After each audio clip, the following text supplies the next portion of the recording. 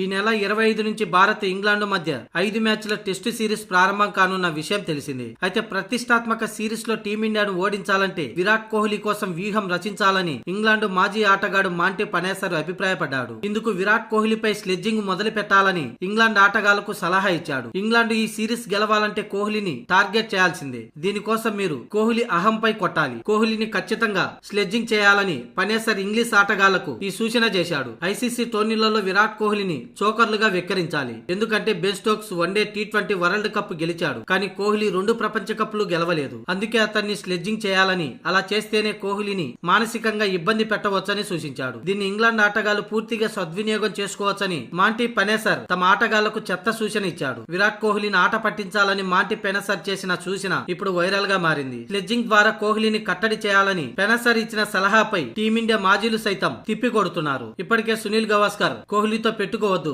మీకు buzz ball ఉంటే మాకు విరాట్ బాల్ ఉందని, ప్రస్తుతం ఫామ్ లో ఉన్న కోహ్లీని మీ బౌలర్లు ఎదుర్కోవడం చాలా కష్టమని సునీల్ గవాస్కర్ సైతం ఇంగ్లాండ్ ఆటగాళ్లకు వార్నింగ్ ఇచ్చాడు. అలాగే జహీర్ ఖాన్ కూడా ఇంగ్లాండ్ వాళ్ళ ఎటకారాన్ని తిప్పికొట్టాడు. మీరు పొయ్యి కొరివితో గోక్కోకండి, విరాట్ కోహ్లీని గెలికితే తట్టుకోలేరంటూ, గతంలో ఇంగ్లాండ్ లో ఏం జరిగిందో మీకు తెలుసు అంటూ జహీర్ ఖాన్ సైతం ఇంగ్లాండ్ జట్టుకు హెచ్చరికలు పంపాడు.